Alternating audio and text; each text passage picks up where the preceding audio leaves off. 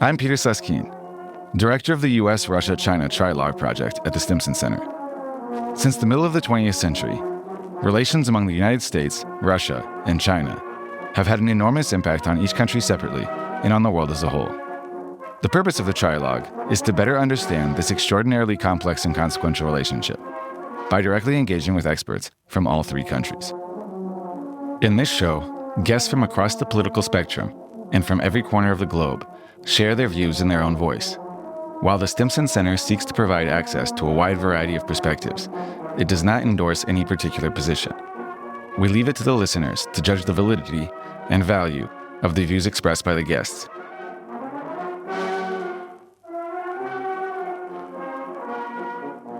My guest today is Arne Westad, Elihu Professor of History and Global Affairs at Yale University.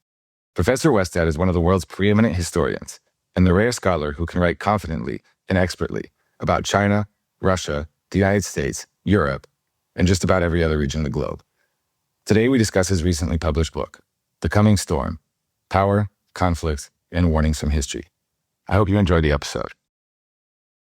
Arne, welcome to the podcast. It's good to be with you, Peter, as it always is. So you've just published a fantastic book entitled The Coming Storm: Power, Conflict, and Warnings from History. And the warning that you and history provide is that our current multipolar moment closely parallels the period that preceded the First World War. To start, perhaps you could give us a rough outline of your arguments, explain who you think might play what role in this dramatic reenactment of the early 20th century. So this is a book that was written from the very best motive possible, which is sheer irritation with the Cold War parallel or analogy or simile that's so often used today. I don't think the current international situation reminds me much of a Cold War of any kind. So as historians often do, particularly historians who have an interest in contemporary international affairs, I was rummaging around for better parallels. Not exact in any way, but better in order to help us think about the predicament we're in at the moment.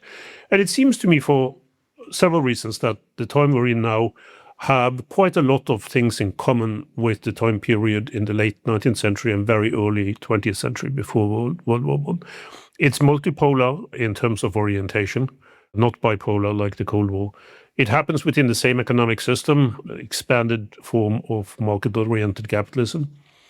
And it doesn't have the ideological divides that you saw during the Cold War, or at least not in the form that ideologies determine much of the action in terms of what was going on. So those are some of the similarities, I think, with the early 20th century and differences from the Cold War. Of course, there are some similarities with the Cold War as well, which we could explore later on. But as a tool for trying to help us think through the current situation, I think the early 20th century, in many ways, unfortunately, is a better model for what we see today. Yeah, well, we certainly hope that your prediction helps us avoid the outcome that we got last time around. So again, who's who in this arrangement? So I think the most striking similarities are the ones between Britain and the United States today and China today and Germany back then. Again, these are not exact comparisons. I mean, there are differences, obviously. But the main similarity, the structural similarities, seem to hold pretty well. The United States, like Britain back before 1914, is a former hegemon who starts to get into a situation where both its political class and its population in general starts to feel that the predominant power, Britain then United States now, does not get enough out of the international system that it itself has created. So just like what happened back then, you have this tremendous pressure against 19th century globalization before 1914, just like we find now in the early 21st century with the United States rethinking its role with regard to the international system, especially the international economic system that it helped create in the 20th century. There are other similarities, we may explore those later, between Britain and the United States as well. It connects very closely, in terms of my argument, to what Graham Allison put forward when he was writing about Destined for War, in the relationship between China and the United States. But I'm more preoccupied than what Graham is with, the reasons why people choose war under those kinds of situations. So the agency part of it. I mean, what Thucydides talks about at the end of his great book, where he says, war came because everyone thought that war would solve their problems. That's closer to my understanding of that structural relationship. Germany and China have a lot in common. And I always stress to my Chinese friends that I'm talking about imperial Germany, not Nazi Germany.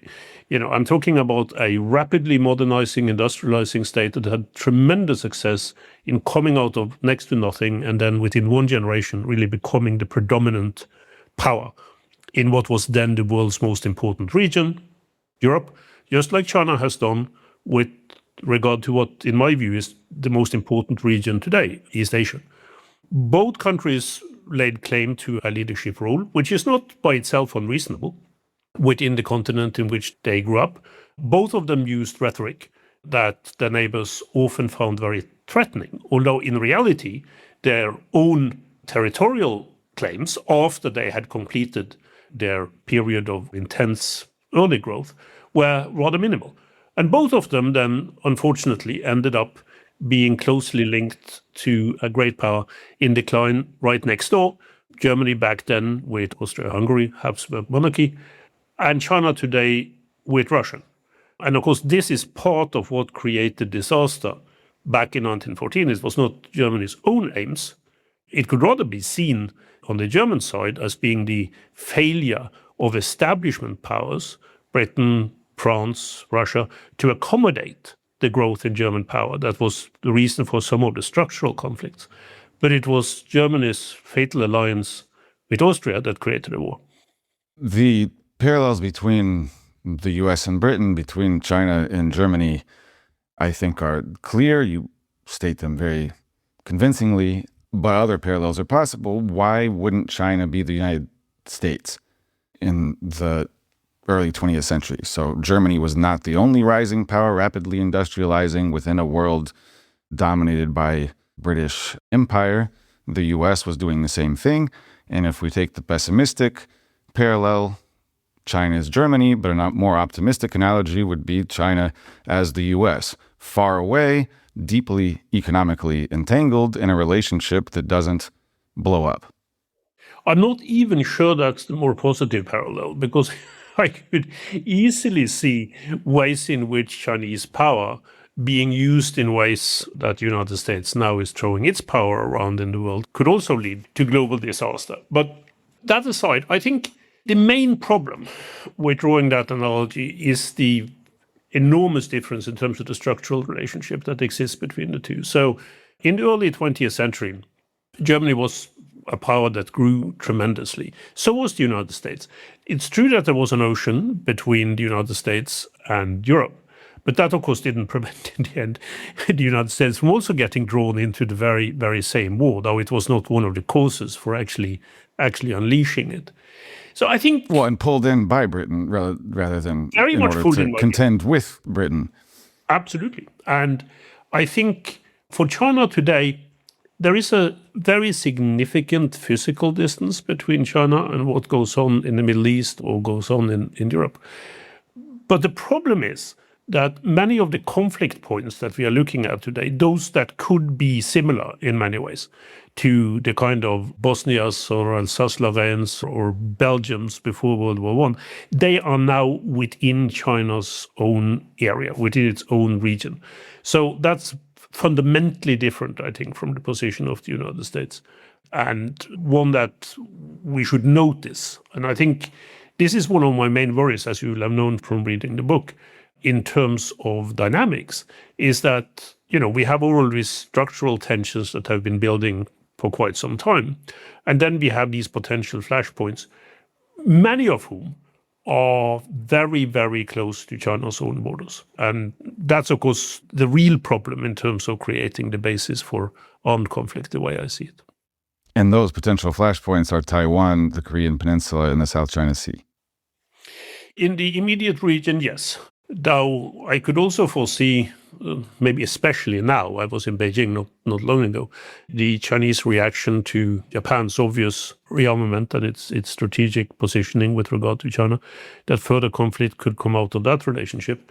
And then, of course, slightly further away, but quite important in many ways to the argument in the book, is China's relationship with India and the potential for a real serious conflict between those two rising great powers, which indeed both of them are, with a particular emphasis that a lot of people in Beijing now believe, just like the Germans believed about Russia before the First World War, that in terms of the moment, Indian power with regard to the South Asian region will be rising very fast over the next generation, which creates increased tension with China because of China's very, very close relationship with Pakistan.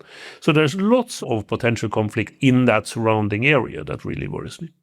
If you just look at the size of China and India, it seems like rivalry is inevitable. I mean, it already exists and could erupt into conflict, which it already has.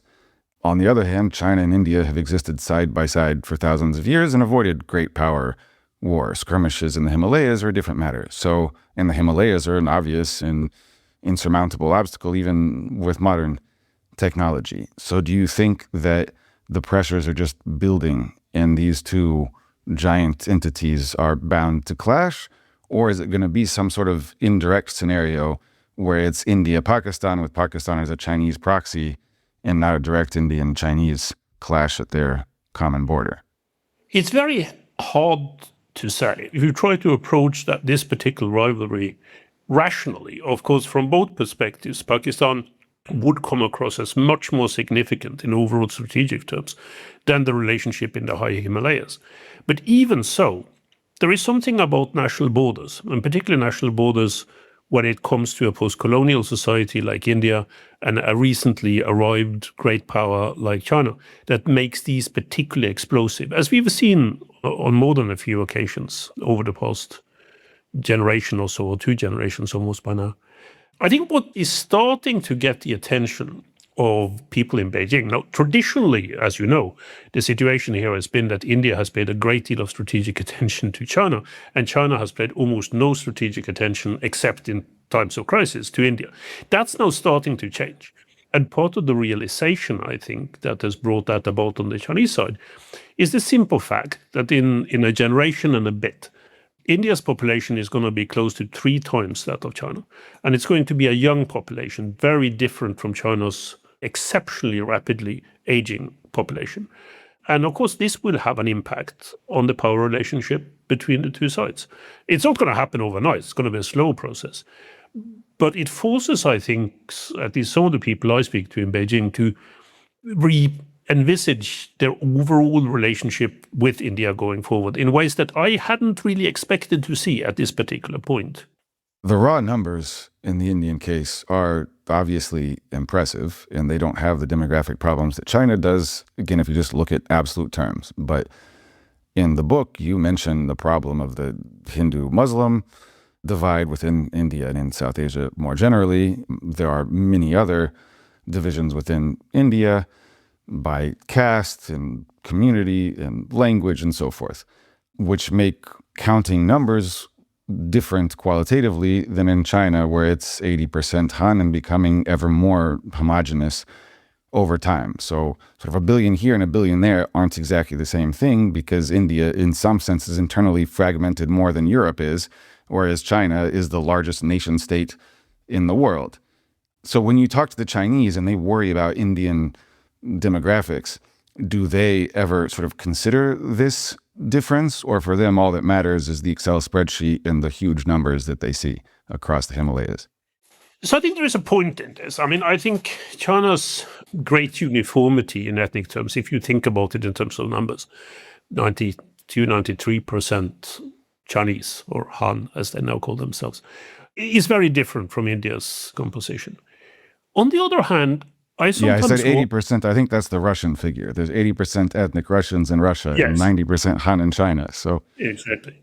I think, I mean, on the Indian side, of course, this is a tension, but it's a tension mainly in sort of broader regional terms. I wouldn't claim in any way that India has resolved its ethnic and religious tensions, but it is still striking to see the degree to which, even under the current very difficult circumstances, non-Hindu Indians link in with the Indian state. I was struck at by this recently in a hearing on the recent Indo-Pakistani clashes, where the Indian military were represented by a presenter in uniform who was a young Muslim Indian officer, female officer. And the main presenter of the Indian strategic position was a young female Indian Sikh officer. And I thought this was really striking. I mean, it doesn't mean that there aren't problems in these terms with regard to the current Modi government in India, but it would be very, very different than anything that you could imagine possible in China. So I'm not so sure. I mean, the traditional idea in China, as you may know, is that India isn't a real country. I mean, India is a colonial concoction put together by the British that doesn't have enough cohesion in it to challenge China as a great power. I think that's wrong. I mean, I think over time, both of these will have forces that will threaten to pull them apart, politically, maybe especially more than ethnic. But I think that India has more of a position overall in terms of its domestic composition, its economic growth, its education levels, its use of English in reality as a national language, that it will be a formidable challenger to China, particularly with regard to South Asia. It's South Asia that in reality is the issue here, possibly with regard to Southeast Asia as well. But of course, these are areas that are of crucial significance to China as well as to India. There's always a danger in orientalizing and assuming that the non-West is somehow special and perhaps more Pacific than the eternally riven West. But to what extent is there sort of a criticism of your story that this is a universalization of a particular Western condition, that World War I, because of the power of the West, spread throughout the world, and again World War II, but to what extent is globalization now so strong a force that the whole world is like Europe 100 years ago? So I think one has to be careful with seeing too much difference. Of course, there are differences. I mean, there are cultural, historical differences in terms of lessons, in terms of the idea of how you can learn from your own background and history between China and, say, European countries. But this idea, often promoted by the Chinese government, that China is a particularly peaceable civilization, is something that I think most historians of China have never quite bought. If you look at the map of China, as I sometimes do together with my students both in China and the United States, you should wonder why an empire, a country, has become that big simply through some kind of peaceful osmosis of its culture. That's not been the case. China has, just like Europe, varied between time periods of intense warfare and periods of relative peace. I do not think that there is any lack of expansionist drive historically when you look at China. Now, how that is going to play itself out in our day is very, very hard to tell. I mean, I think it is possible to make an argument that says that China in and by itself, as I alluded to earlier on, do not have significant territorial demands against other powers. They do have territorial demands, but not of the size that indicates that China would go on some kind of rampage in Eastern Asia or all over Asia to establish territorial conquests. I mean, it thinks about power in very different terms today from what, for instance, Russia does. But I'm not sure that we could rule out the use of force. I mean, I think with regard to Taiwan, which is seen as a question of reunification by most Chinese, the issue of Korea, where the big question is what happens when North Korea goes. In all of these settings, South China Sea, for instance, I think there will be a strong temptation on the Chinese side to use force to achieve one's aims when that force is available and when one thinks that that force can be employed without getting into a larger great power conflict. And that, of course, again brings us back to the situation before 1914, because this is what was generally taught, that if, one could have a successful small great power war, which would not really develop into a world war, then sometimes, under some circumstances, conditions, that risk might be worth taking. And that's what worries me in terms of China's position. Yeah, well, it's clearly true that people are violent all over, that the West isn't necessarily unique in its love of warfare and conquest. The Chinese great text, Three Kingdoms, is all about war in that area. The Bhagavad Gita is about a battle, so the Indians are not immune either. But to return to the question of geography and globalization, is it not perhaps unusual that European wars spilled out into the world during this long colonial period where through technological imbalances they dominated? Otherwise, there have been many wars in South Asia, many wars in what is now China, many wars on the European continent, and so on and so forth, that mostly stay where they are. And then just to push that point further, there are any number of fires around the world at the moment. Ukraine, Palestine, Iran, India, Pakistan. And so far, there are interconnections, but essentially they're all more or less separate. So why do you think they're going to combine into one big world war and not just remain regional as they have been for much of human history?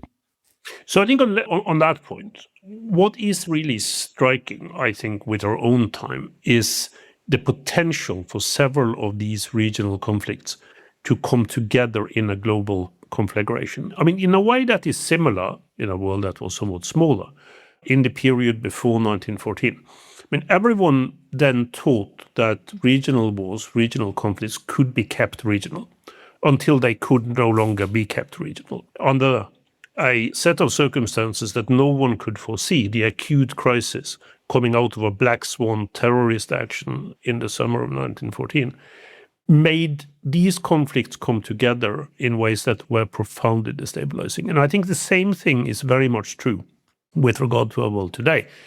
You know, for almost as long as I've been studying these things, there was this idea that what happens in the Middle East, terrible as it is, stays in the Middle East. That's no longer the case. And I see, you know, that very clearly with the current US war on Iran, that the potential of this becoming a much wider conflict under the wrong kinds of circumstances is definitely there. The same thing with the Russian war in Ukraine. The potential for it to spill over has often been seen as being very limited. But under circumstances that are ever changing in terms of the global constellation, I could easily see how that one could contribute as well to a much bigger disaster. So this is part of the argument in the book, is that given what we know about the past, it is imperative for us to find some kind of settlement, at least in ceasefire terms, of these regional conflicts. Because if we don't do that now, I'm very fearful that if a world-class crisis of some kind that no one could really foresee at the moment should come along, the chances are that we would not be able to pull back, much in the same way as we were not able to pull back in 1914, and that the ongoing conflicts would contribute to a global disaster. I mean, it's clearly true that the more fires we have blazing, the greater the danger that they feed into one another and the whole forest burns down. On the other hand, what has really been striking over the last, let's say, 5 years is how they have almost all remained confined to the original area. Because in the World War I scenario, you would see Russia and China involving themselves directly in the war in Iran, or China involving itself directly in the India-Pakistan conflict from a while ago. Ukraine has been amazingly limited to the borders of Ukraine, despite the large number of actors involved. So it does seem that, at least for now, there is a strong tendency for these regional conflicts actually to remain regional, and for nominal allies and partners of parties involved in the conflict to maintain a certain distance. And this is not a dance that we want to go on forever because it's such a dangerous one. But it's an interesting dynamic. I think that's absolutely right.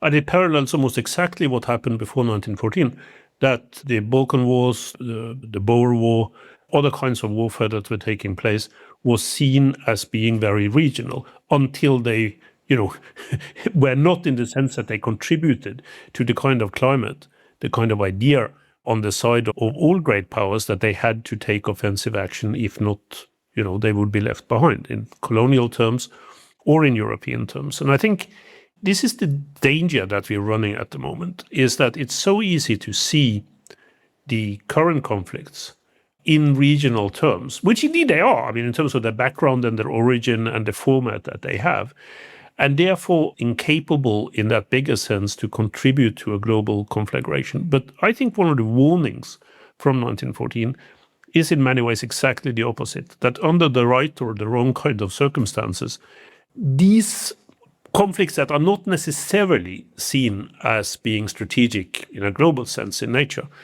help create the kind of framework, the kind of overall positioning that makes a global war possible. Usually, there has to be an exceptional trigger for that kind of thing to happen, right? But I don't think we should be drawing parallels too closely with what has happened in the past. My purpose, in a way, is to warn people about what happened in this particular first disastrous world war and how that came to be in terms of the conflicts that were ongoing beforehand.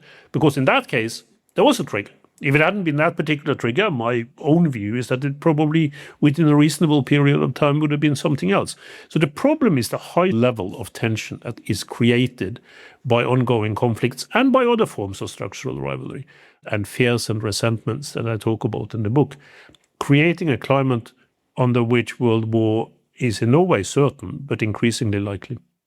To what extent do you worry that your warnings, similar warnings by your former colleague Graham Allison at the Kennedy School, might contribute to the conflict? So you could issue a warning, drench everybody in cold water and get them to wake up from this sort of mesmerized condition, or you could contribute to the general feeling of anxiety that then puts everybody on a hair trigger. So is there a dangerous sort of game that you have to play here, that you have to provide your counsel carefully enough that it doesn't create an atmosphere of total anxiety that then helps set the conditions for future war, for which you will then be blamed?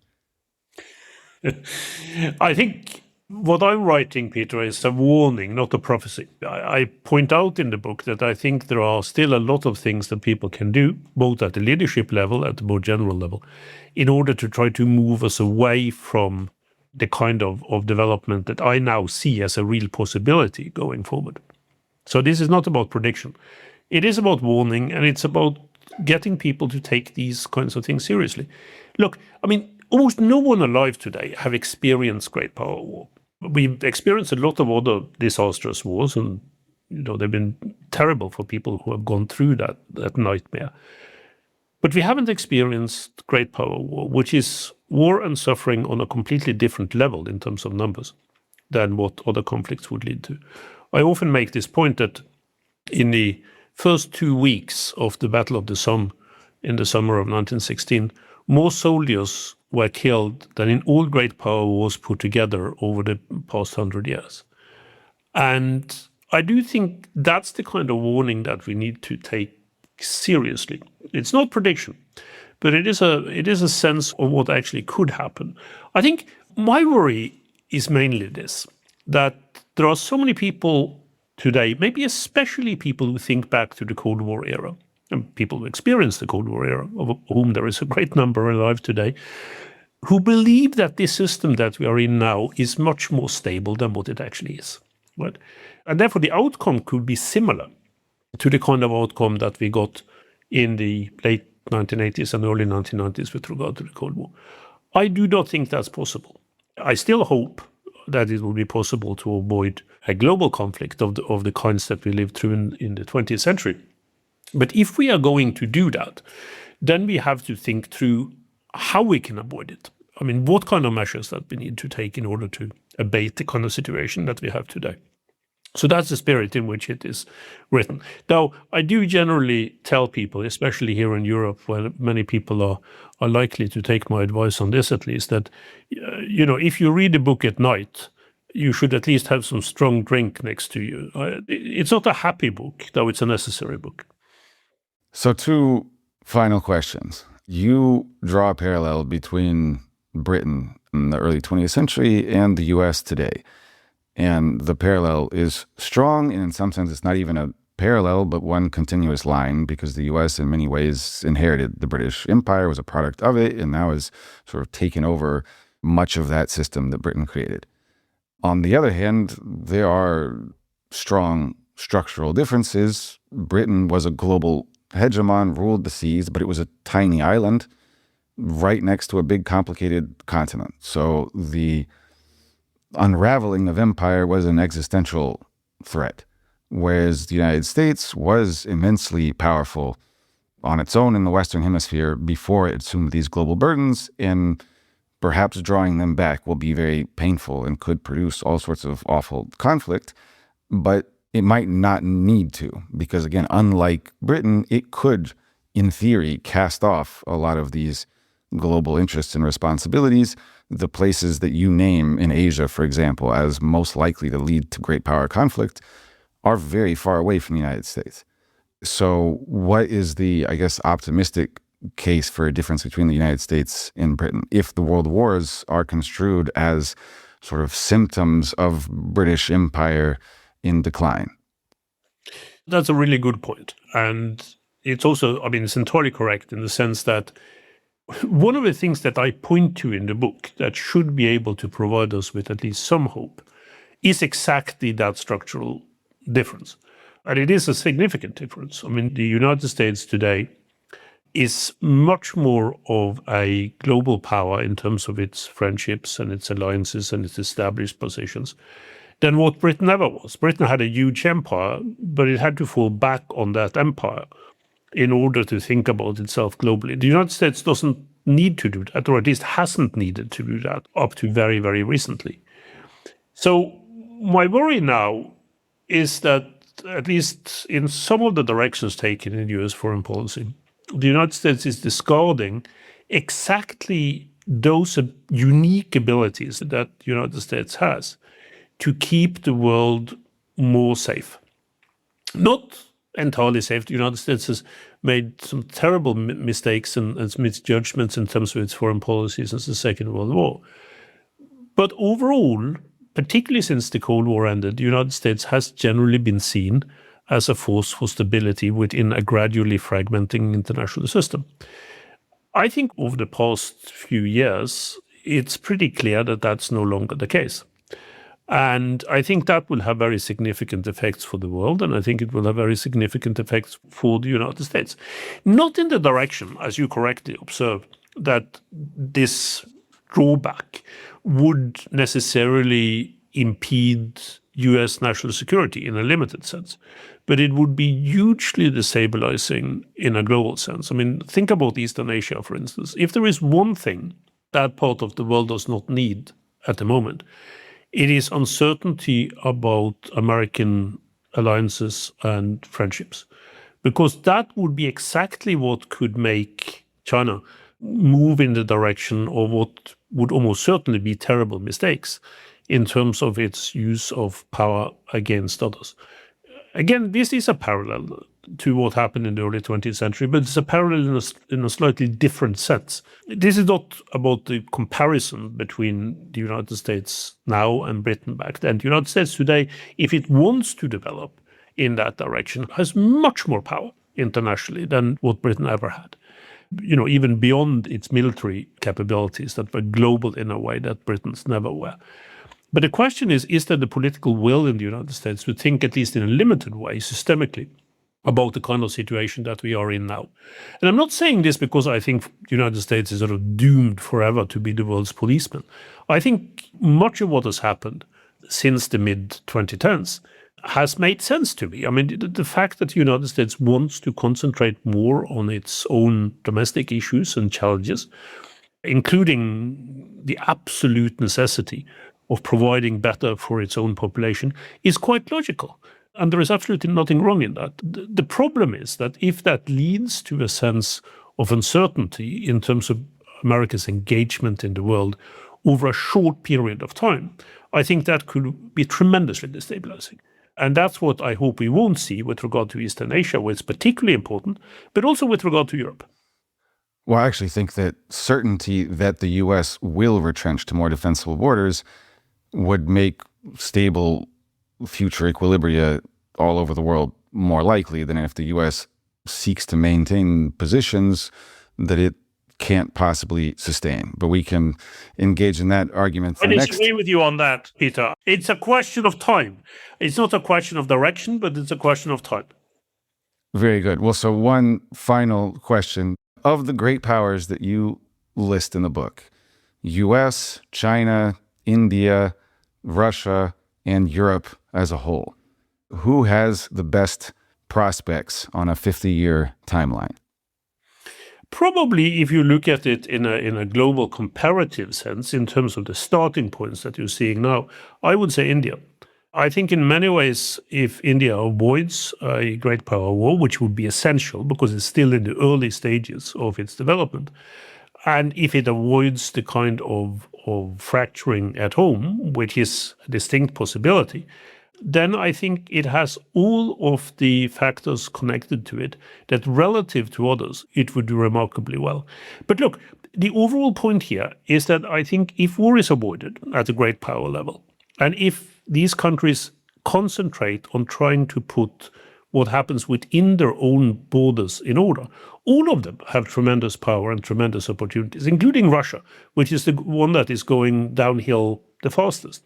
But then they have to do that, and they have to do it in a meaningful kind of way that connects not just to what happens domestically in a limited sense, but happens to connect to the stability of the world overall. That's the challenge.